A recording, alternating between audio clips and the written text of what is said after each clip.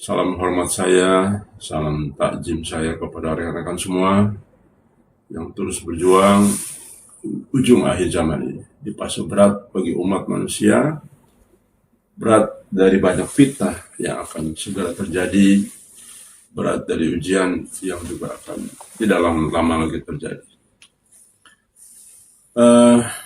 Rekan sekalian, baik yang ada di rumah maupun di Bukit Lebah,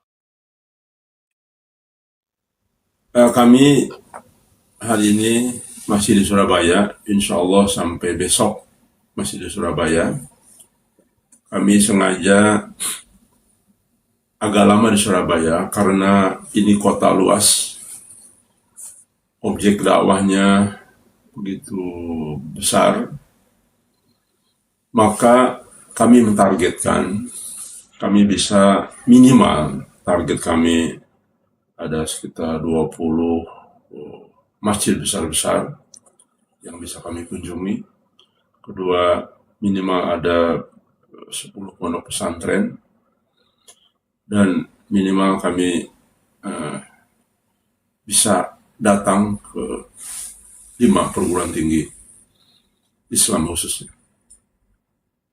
Dan jika perlu kami juga ke beberapa ormas Islam. Jadi insya Allah itulah kami bergerak di Surabaya. Mudah-mudahan target dari awal bisa tercapai.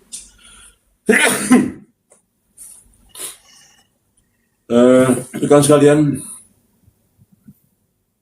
tentu dakwah ini memang sesungguhnya tidak mudah ya. Dakwah di lapangan ini tidak mudah. Banyak teman-teman helper lain yang ke saya ngadu. Mereka ingin mengadakan acara, ada yang mau di Surabaya juga mau bikin, di kota-kota lain juga banyak yang mau, tetapi hampir semua menolak. Hampir semua tamiyat masjid yang ada di berbagai kota banyak yang menolak. Dan tapi dia, alhamdulillah, di antara yang menolak itu masih ada yang bersedia mau. Bahkan sebetulnya akhirnya mereka berterima kasih kepada kita yang sudah mengisi kajian dengan baik ya, dan memberikan pencerahan. Namun itulah saat ini umat Islam sudah terkotak-kotak, sudah terpecah-pecah, sehingga saling curiga satu dengan yang lain. Ya, itu saya pikir juga hal yang kita maklumi, namun tidak membuat kita menyerah. Di Surabaya ini pun ada 2 helper yang menghubungi saya untuk mencoba pendekatan kepada pengurus masjid, namun ditolak. Insya Allah saya kira kita yang akan datang ke berbagai pengurus masjid itu untuk menjelaskan dan memberikan berkas yang kami perbanyak. Insya Allah ada ratusan berkas yang akan kita bagi-bagikan. Rekan sekalian, pada pagi ini kita akan membahas tentang 99 fakta bahwa Muhammad Qasim adalah Al-Mahdi, seri kesekian. Dan ini masih panjang, masih lama, karena kita harus menyampaikan fakta bahwa ternyata ada 99 hujah yang intinya memperkuat, meyakinkan kita bahwa Al-Mahdi itu adalah Muhammad Qasim. Tidak ada sosok lain yang sesuai dengan apa yang kita baca di dalam kajian pada subuh ini. Rekan sekalian, berikutnya dari fakta berikutnya yang kita bisa ungkap, Muhammad Qasim itu mengatakan bahwa Yajuj Majuj keluar itu setelah kemenangan umat Islam berperang melawan Dajjal dan pasukannya. Jadi Kita tahu di dalam hadis tidak begitu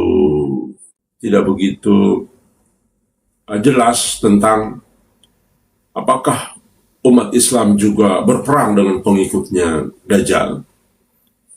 Maka di dalam mimpi Muhammad Qasim dikatakan memang kita umat muslim atau pengikut Al-Mahdi saat itu atau pengikut Imam Mahdi sudah jadi Imam Mahdi nanti ya. Umat Islam akan berperang dengan pengikut Dajjal dan sekaligus dengan Dajjal. Dan Muhammad Qasim mengatakan bahwa Yajuj Majuj itu akan muncul setelah kemenangan umat Islam berperang melawan Dajjal. Ini sangat cocok dengan hadis riwayat Ahmad nomor 3375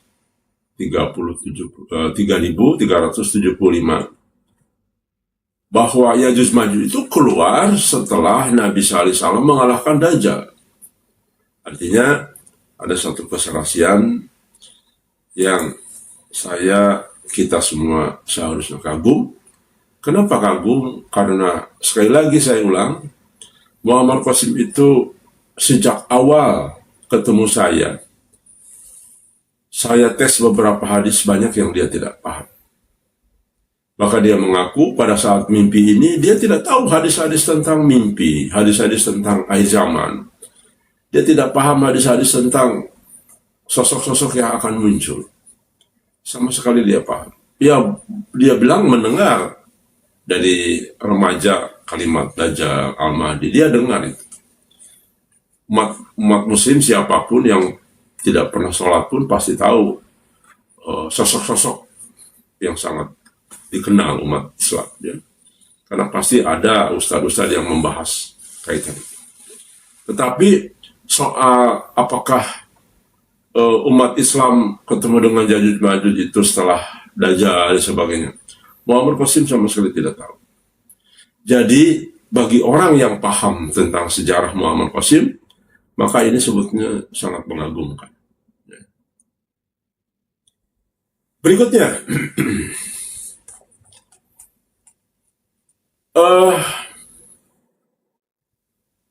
Allah menginformasikan bahwa ukuran tinggi atau besar Yajuj Majuj itu berbeda-beda. Coba rekan sekalian, ini lebih mendalam lagi. Bahkan saya sendiri pun yang banyak membaca buku akhir zaman sebelum kenal dengan Muhammad Qasim, 30 tahun sebelum kenal dengan Mubashirat, yang ada belasan buku saya tentang akhir zaman. Tapi baru mendengar informasi bahwa Yajuj Majuj itu tinggi, besar, dan warnanya berbeda-beda. Dan luar biasanya di dalam hadis At-Tabrani ya, diriwayatkan bahwa memang betul ukuran Yajuj Majuj itu berbeda-beda. Coba, mari kita merenung ya. Apakah Qasim orang yang umi dalam bidang agama memahami ini? Dan bahkan saya waktu awal-awal coba tracking, ada nggak ustadz yang pernah membahas ini?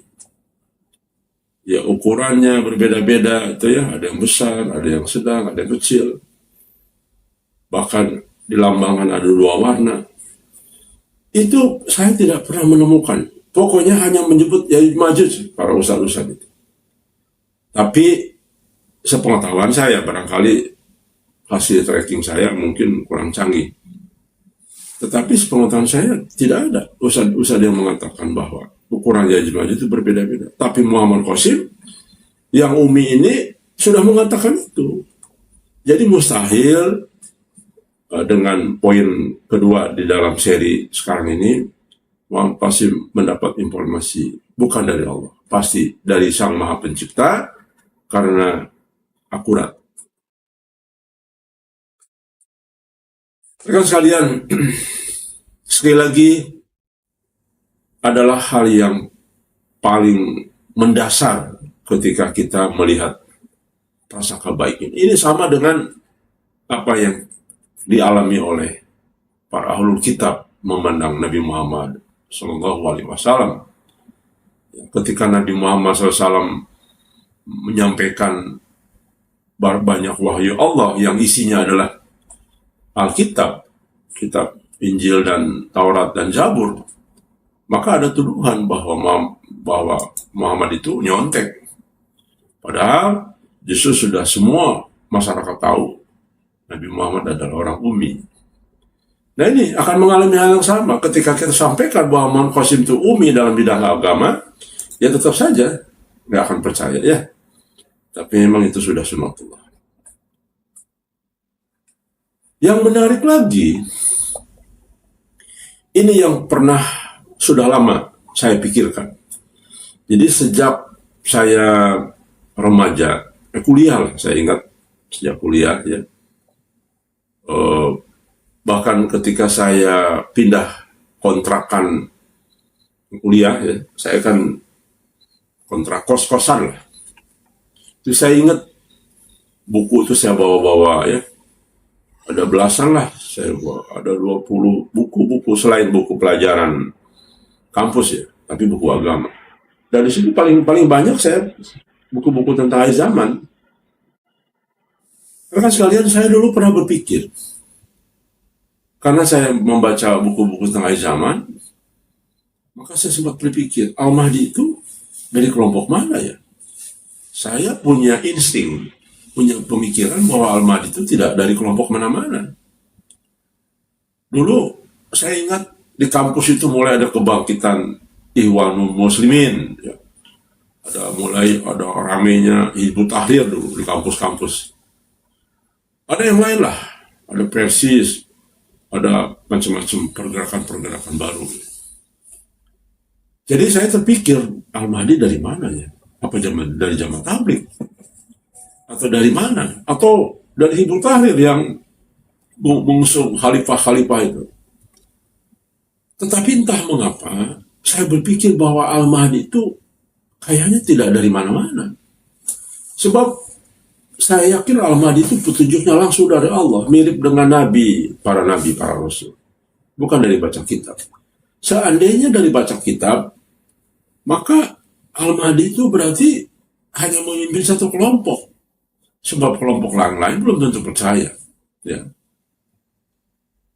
Maka saya yakin entah mengapa bahwa Al-Mahdi itu pasti lahirnya tidak dari mana-mana. Karena logika-logika tadi, saya ingat betul itu. Saya berpikir. Bahkan saya sempat berpikir sudah lama itu, bahwa Al-Mahdi itu nanti itu sepertinya orang yang tidak punya ilmu ya keagamaan. Kenapa? Saya ingat para nabi juga, para utusan Allah semua. Orang yang tidak tahu kitab, bahkan tidak baca kitab-kitab, bahkan bukan ulama.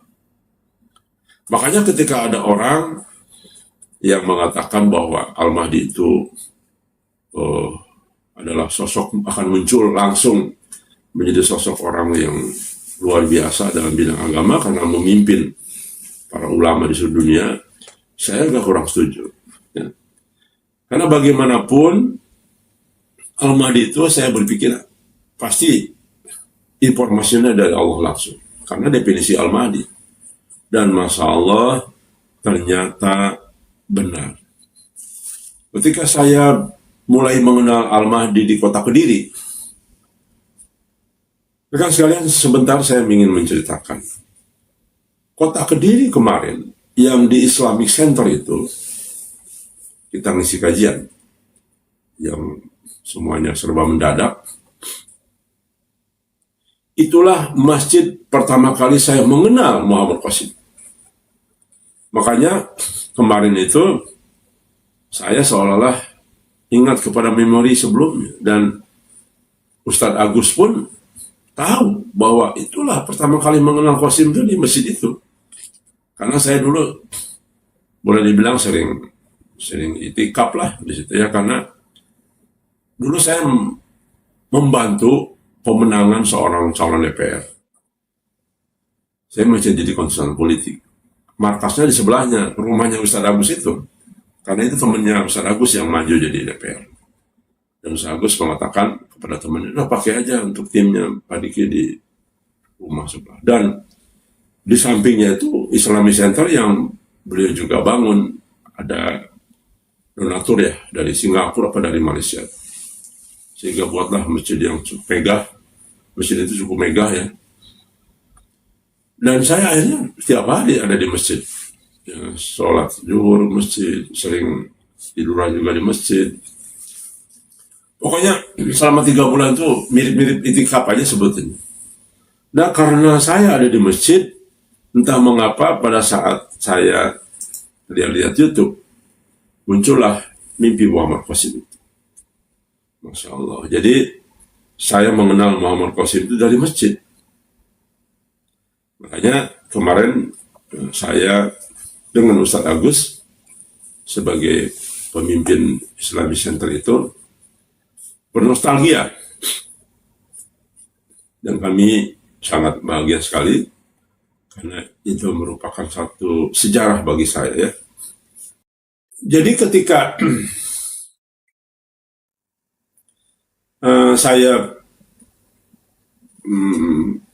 kemarin menyampaikan pada jamaah di Kediri, saya mengatakan bahwa salah satunya Al-Mahdi itu orang yang umi dan tidak berdasarkan dari mana-mana, tapi nanti ada di mana-mana dan menyatukan umat.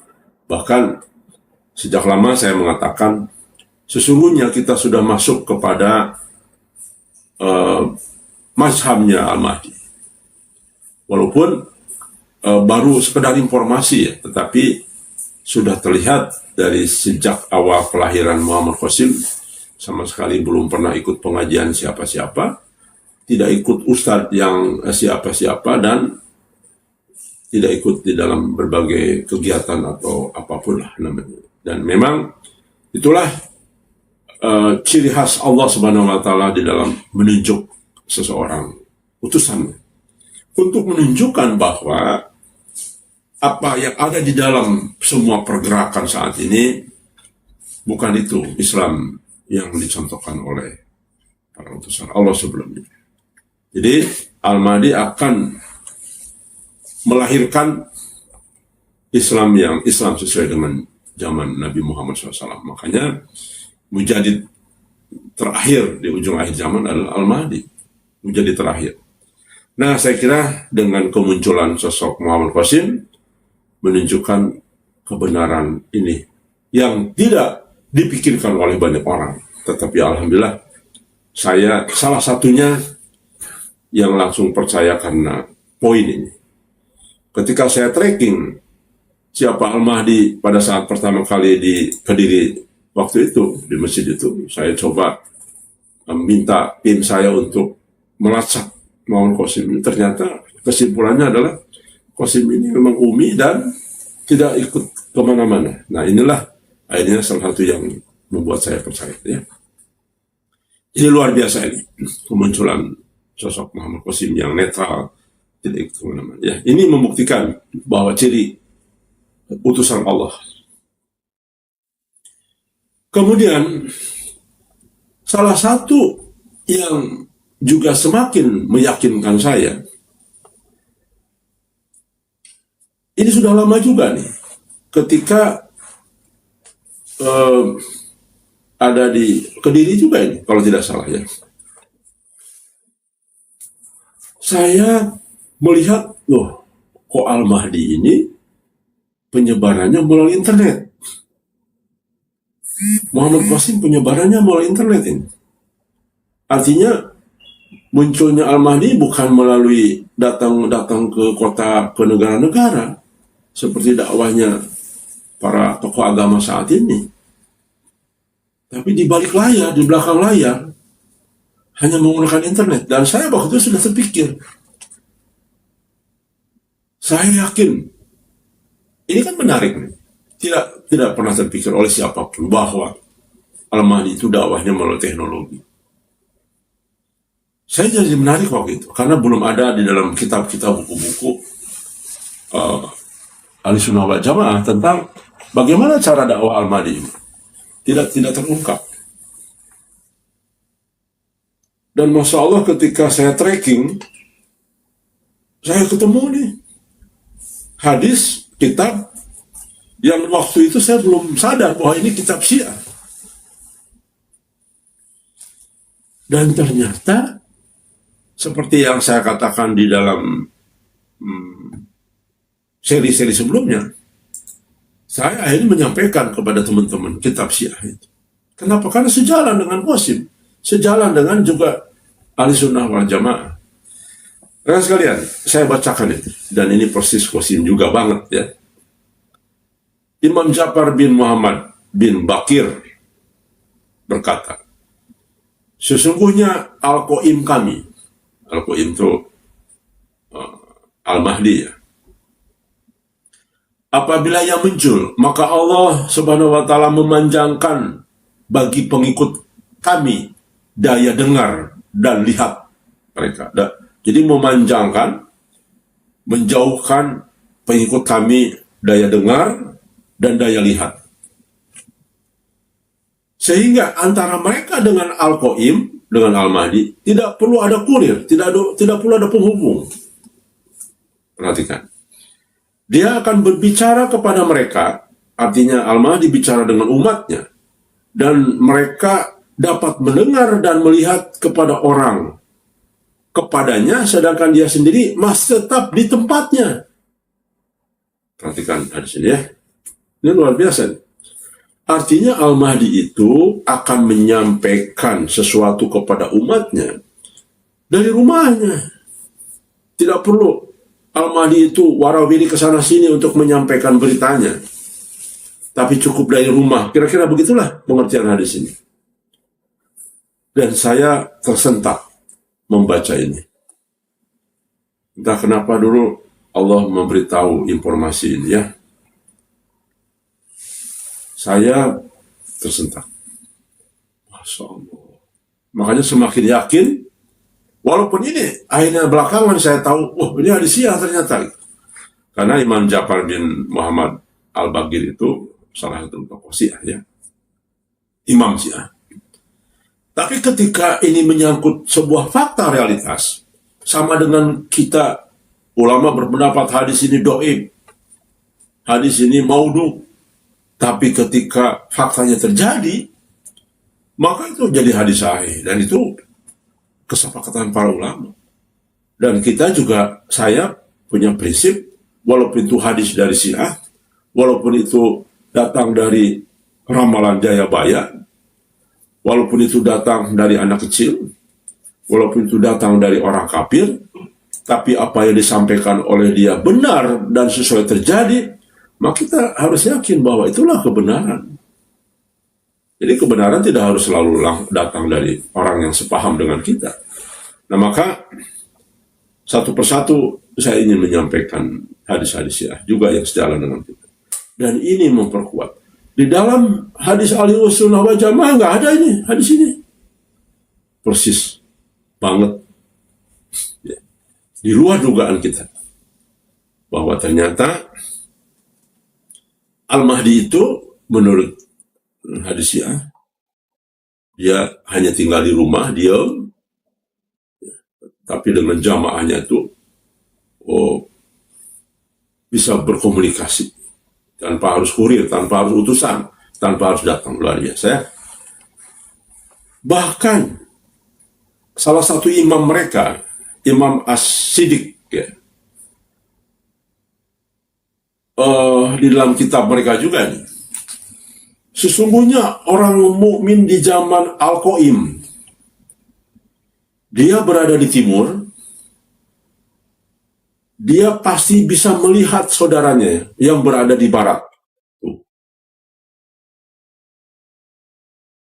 Demikian pula mereka berada di barat akan dapat melihat saudaranya yang berada di timur.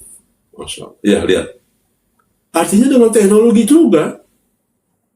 Jadi Al-Qaim itu bisa kenal wajahnya tanpa harus datang, tanpa harus silaturahmi, tanpa harus salaman. Tapi antara umat dengan Al-Mahdi itu bisa saling melihat, oh ini bisa dilihat ciri-cirinya sesama dengan ciri-ciri yang Nabi sampaikan. Jadi dari barat bisa melihat dari timur bisa melihat dari barat. Artinya di ujung sana tetap bisa kita melihat Al-Mahdi. Luar biasa. Jadi kadang-kadang saya terkagum-kagum dan sempat juga menjadi berpikir, ini kenapa kok tentang Al-Mahdi itu justru lebih cocok dengan hadis-hadis Syiah ini. Saya sempat berpikir jangan-jangan Muhammad Qasim ini Imam Mahdinya Syiah, sempat berpikir. Karena, loh ini kok lebih cocok persisnya Qasim itu, sosoknya dengan hadis-hadisnya. Saya bukan menyalahkan hadis-hadis ahli sunnah wal jamaah. Tetapi faktanya ini, nanti kurang lebih ada 20 hadis ya. Saya akan bacakan pelan-pelan. Karena kalau saya membahas khusus hadis Syiah, nanti saya ada tuduhan sebagai orang Syiah. Tapi bisa juga saya pertimbangkan dengan judul, Hei orang Syiah, Al-Mahdi ada di sini. Bisa juga sih sebetulnya. Tapi kalau teman-teman setuju, ya saya akan membacakan tema khusus kumpulan hadis-hadis Syiah tentang Al-Mahdi. Jadi dengan tema judul, wahai saudaraku kaum Syiah, Al-Mahdimu ada di kami. Mungkin juga, ya. Insya Allah, satu ketika saya akan membahas ini dengan berbagai pertimbangan teman-teman juga tentunya. Ya, jelas sekali. Dan ini terjadi. Benar, Muhammad Qasim faktanya hanya berdakwah melalui internet. Ya. Baik. Yang berikutnya, ada, walaupun ini dikatakan hadis-hadis dhaif, sebagian ulama mengatakan ini ya, tapi karena ini sudah terjadi sesuai dengan fakta dikaitkan dengan Al-Mahdi, maka insya Allah ini menjadi hadis sahih semua. Rekan sekalian,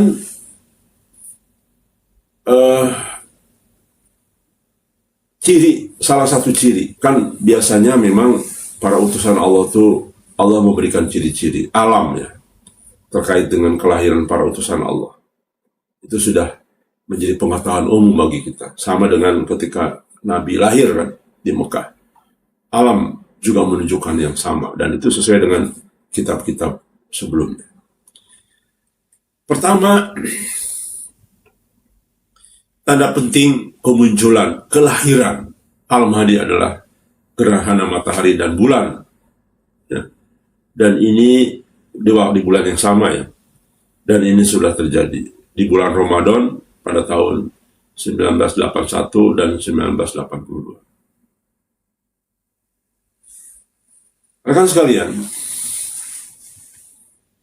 saya bacakan beberapa kitabnya. Akan ada 2 gerhana matahari di bulan Ramadan sebelum kedatangan Al-Mahdi. Kemudian berikutnya, sebelum kemunculan Imam Mahdi akan berlaku secara berturut-turut 2 gerhana di bulan Ramadan. Ini dari Ibnu Hajar. Yang berikutnya dari Abu Nuaim. Telah sampai kepadaku sebelum Al-Mahdi datang, bulan akan gerhana 2 kali di bulan Ramadan. Oke. Juga yang lain, gerhana matahari di pertengahan bulan Ramadan dan gerhana bulan di akhirnya. Jadi banyaklah ini kitab-kitab yang meriwayatkan ini. Ya. Alhamdulillah rekan sekalian, dan ini akuratnya yang saya kadang-kadang, Masya Allah, tepat sekali. Kenapa? Begini, Al-Mahdi itu, Muhammad Qasim menerima pertama kali mubasyiratnya tahun 1981. Dan ini tepat Al-Mahdi, bukan. Coba, kita mungkin tetap percaya katakanlah Muhammad Qasim lahir dari perut ibunya 1981. Itu pun mungkin percaya gitu. Al-Mahdi kelahiran 1981 dan Muhammad Qasim kelahirannya 1981. Ya. Karena ini kan gerhana matahari sebelum kedatangan Al-Mahdi. Rekan sekalian, justru semakin kita kagum karena ternyata kita baru paham yang disebut kemunculan Al-Mahdi atau kelahiran Al-Mahdi itu akhirnya kita paham bukan saat dari perut ibunya, tapi harus saat ketika dia menerima mubasir. Sama dengan Nabi Muhammad Sallallahu Alaihi Wasallam. Kapan Nabi Muhammad lahir seorang nabi? Bukan berarti di perut ibunya, tetapi saat pertama kali menerima wahyu. Itulah Nabi lahir sebetulnya. Bukan, jadi beda ini. Nabi Muhammad SAW sebagai sosok manusia biasa lahir dari rahim ibunya, belum jadi nabi. Tapi ketika kelahiran seorang nabi, berarti seharusnya definisinya adalah saat pertama kali menerima wahyu. Karena sebelumnya bukan jadi nabi, belum jadi nabi. Nabi itu julukan bagi orang yang menerima wahyu. Ingat itu. Dan Masya Allah ternyata Muhammad Qasim benar pertama kali dia menerima mimpinya, menerima mubasyirat pada saat usia 5 tahun, dan itu jatuh pada tahun 1981. Luar biasa ya. Jadi bagi orang-orang yang tidak percaya ya dengan Muhammad Qasim, coba silakan merenung dengan apa yang saya sampaikan ini. Apakah ini faktor kebetulan? Mustahil. Begitu banyak. 99 bayangkan fakta yang semuanya sejalan dengan Muhammad Qasim. Apa itu bisa dikatakan faktor kebetulan? Hanya orang gila yang mengatakan faktor kebetulan. Hanya orang yang iri dan dengki yang mengatakan faktor kebetulan. Hanya orang yang sakit yang mengatakan itu kebetulan. Jadi kalau ada yang nonton rekaman film Gajah ini, kita sudah menyampaikan 99 fakta. Dia mengatakan faktor kebetulan, berarti orang itu gila, sakit hati, penyakit hati, orang yang nggak normal. Karena 99 itu bukan angka kecil, bro, ya. 2 hal saja, 3 bukti saja, itu sudah menunjukkan satu kekuatan yang luar biasa. Apalagi Majelis Gajah bisa membuktikan sampai 99 fakta. Hanya orang yang akan jadi pengikut Dajjal yang mengatakan, itu kebetulan aja. Itu dibuat-buat dan sebagainya. Ya, baik. Itu hal yang sangat penting untuk kita renungkan secara bersama-sama ya. Hanya bagi orang yang punya kerendahan hati, hanya orang yang mau berpikir, dan hanya orang yang terbiasa dengan prasangka baik, orang-orang yang mau mendengar dan menganalisa ini semua apa yang disampaikan Majelis Gajah ya. Berikutnya, tambahan tanda alam. Munculnya bintang berekor atau komet setelah melintas dari bumi, melintas bumi dari timur ke barat, yaitu pada tahun 1986 sudah terjadi. Sebelum munculnya Imam Mahdi, sebutir bintang berekor akan muncul dari arah timur. Tuh, Ibnu Hajar ya hadis. Masya Allah, persis kan? Ya. Jadi berkaitan dengan lahirnya Imam Mahdi. Berikutnya, munculnya bintang itu akan terjadi setelah gerhana matahari dan bulan. Jadi ini tanda-tanda salah satu tanda alam, dan ini berdekatan dengan kelahirannya Muhammad Qasim. Ya. Maaf, bukan kelahiran, tapi berdekatan dengan Muhammad Qasim, banyak mulai menerima mubasyirat. Bahkan Muhammad Qasim berusia 12 tahun, kalau tidak salah, baru bertemu dengan baginda Nabi Muhammad SAW dan Allah Subhanahu Wa Taala dalam mimpinya. Ya. Jadi ini tahun-tahun yang berdekatan ini semuanya. Dan ini mustahil, faktor kebetulan. Ya. Berikutnya, ada satu hal yang menarik lagi. Ini di bulan Syawal ya. Dan ini semuanya berdekatan ya. Sebagai satu tanda. Akan ada huru-hara di bulan Syawal, bulan ke-10 dalam kalender Hijriah. Pembicaraan tentang perang dalam bulan Zulkaidah, yaitu bulan ke-11 dalam kalender Hijriah, dan pecahnya perang di bulan Zulhijjah, yaitu bulan ke-12. 3 bulan yang dimaksud dalam hadis ini bertepatan dengan bulan-bulan berkecamuknya perang Iran-Irak. Pemberontakan huru-hara pertama kali atas Iran berlangsung 5 Syawal, ya, sekitar 9 September 1976 itu. Seperti yang ditunjukkan oleh hadis ini. Dan perang meletus antara Iran dan Irak pada Oktober 1981. Ya. Dengan tambahan dalil 3 di atas, maka dipastikan tanda alam kemunculan Al-Mahdi tepat sesuai dengan kemunculan Muhammad Qasim saat menerima awal petunjuknya. Dan menariknya, perhatikan, kalau kita lihat dari urutan atas, ini satu persatu tanda alam itu jaraknya berdekatan. Coba perhatikan. Muhammad Qasim lahir oe-oe dari perut ibunya 1976. Ya. Kemudian peristiwa tadi ada yang tahun 1978, 1980, 1981, 1982, dan terakhir 1986. Berbagai peristiwa tadi. Jadi ini semua berdekatan. Menarik sekali kan? Jadi maksudnya Allah ingin menyampaikan kurang bukti apa lagi, ya. Allah telah menunjukkan tanda-tanda alam ini kepada kita. Masa masih juga tidak percaya? Jadi Allah itu menggambarkan dalam hadis dari semua tanda. Tanda alam, tanda keadaan saat Al-Mahdi lahir itu sedang berkecamuk berbagai perang yang terjadi, ya. Huru-hara lah istilahnya.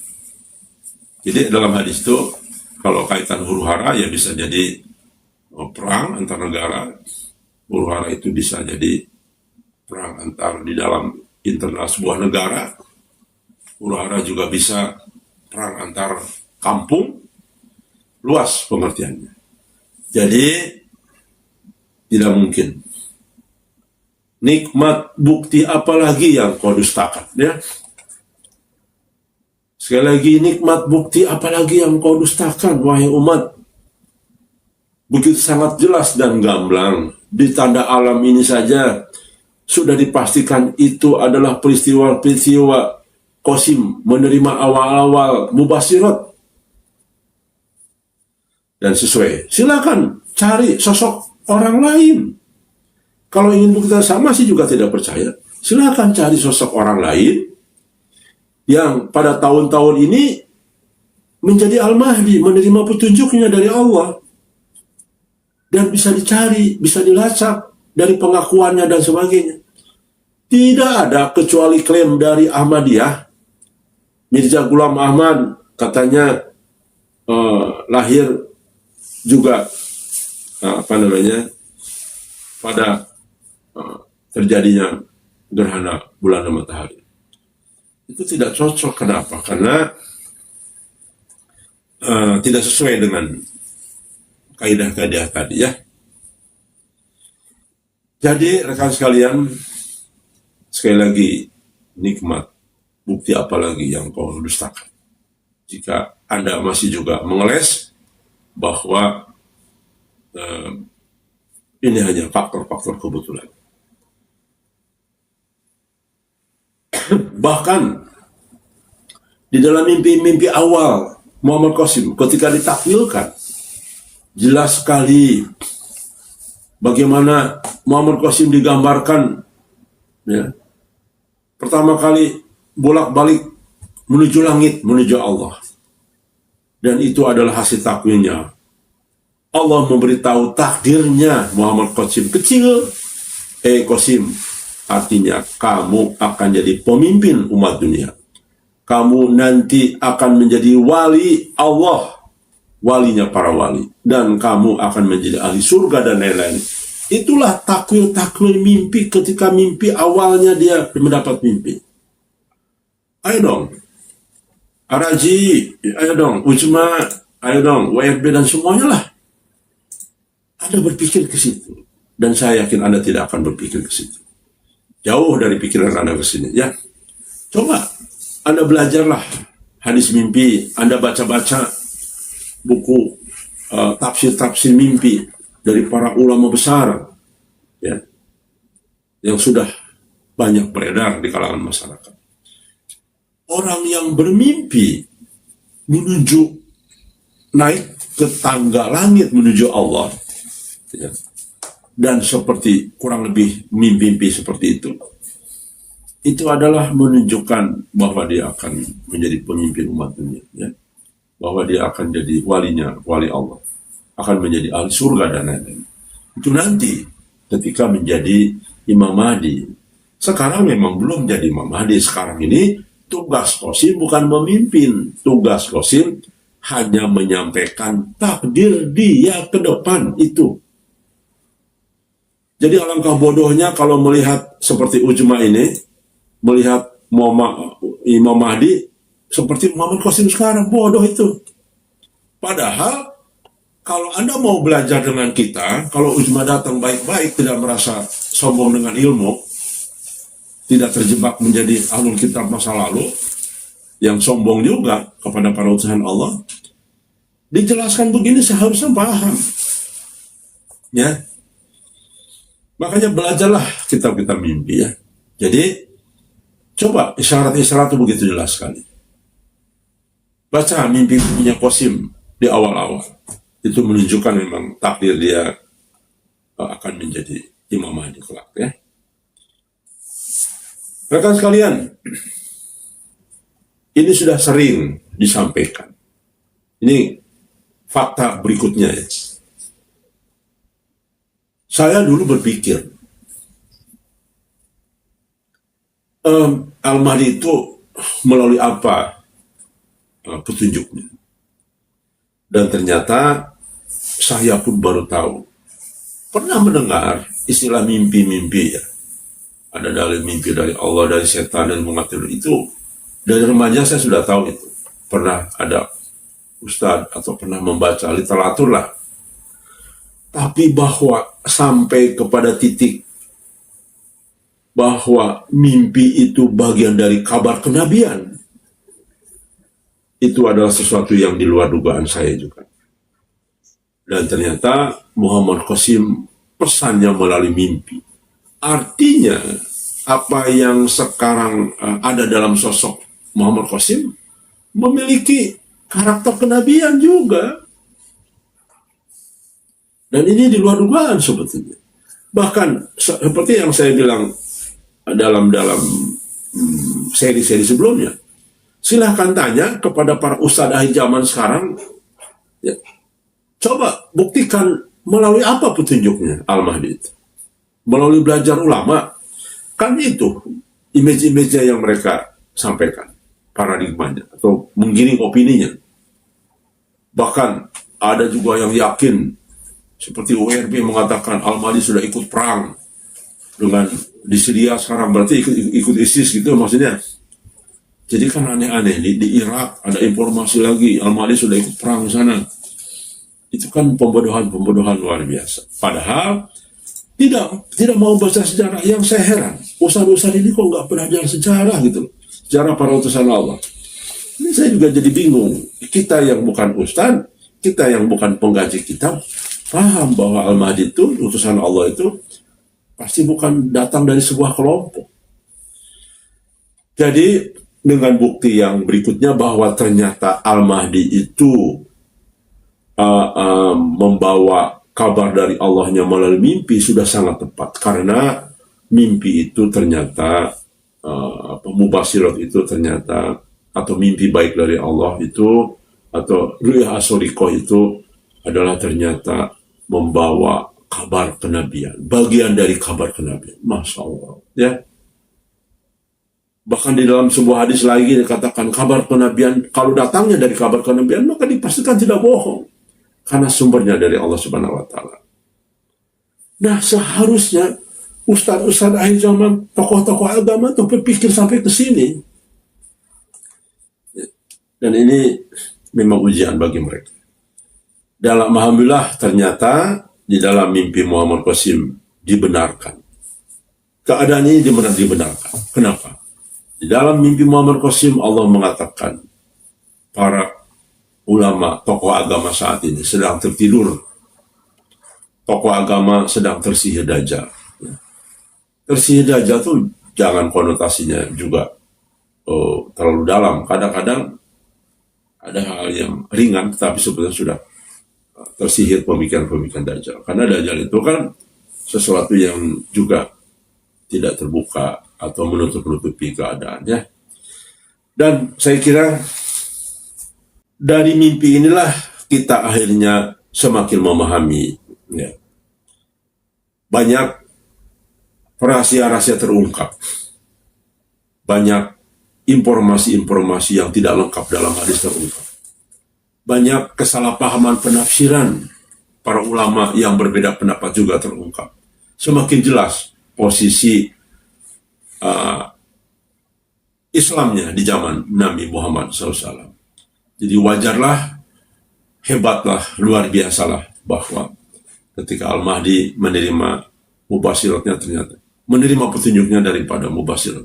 Karena mubasyirat itu adalah satu keadaan di mana Allah yang mengendalikan mimpi tersebut, dan bukan atas permintaan atau kita yang bisa mengendalikan. Karena pada saat itu kita sedang dimatikan sementara. Bayangkan, mimpi itu kan sedang dimatikan kita sementara, ya, tidak ingat apa-apa, tetapi alam gaib bisa masuk melalui mimpi, baik itu mimpi dari jin atau dari alam pikiran kita sejak kita tidak dalam keadaan tidur, atau dari Allah Subhanahu wa Ta'ala. Bahkan ingat, sekali lagi, Gus Baha sampai berani mengatakan, dan itu membuat kami kaget dan menguatkan ini semua, bahwa mimpi yang benar dari Allah itu pasti lebih bisa dipercaya daripada dunia nyata. Bayangkan, itu sesuatu pernyataan yang sebetulnya kontroversi, tapi luar biasa.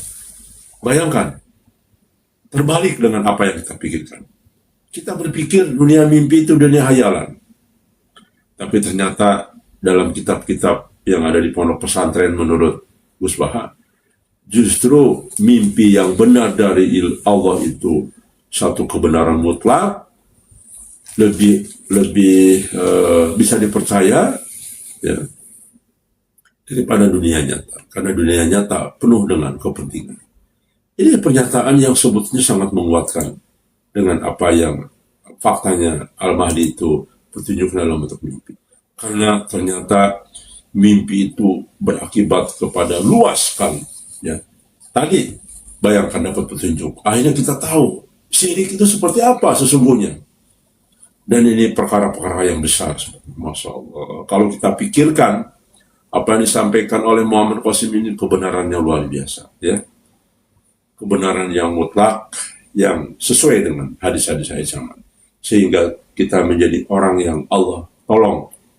Dimana bisa dibayangkan, rekan sekalian, jika kita sampai hari ini tidak tahu tentang syirik, jika sampai hari ini kita tidak tahu bahwa foto-foto yang dipajang menjadi hal yang lumrah di mana-mana itu bagian dari syirik, bisa dibayangkan, Masya Allah, ya, kita tidak akan selamat. Habislah semua pahala kita, habislah amalan kita, karena jelas sekali dari puluhan hadis yang ada, orang yang berbuat syirik maka menghancurkan amalan-amalan lainnya.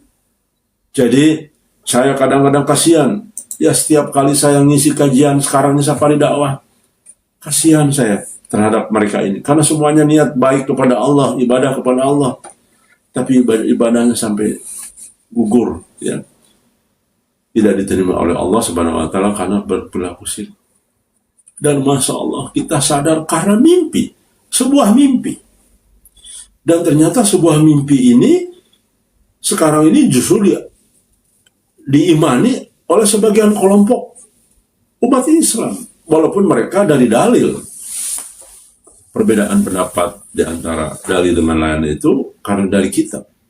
Nah, Masya Allah, kita bantu dengan permudah oleh Allah.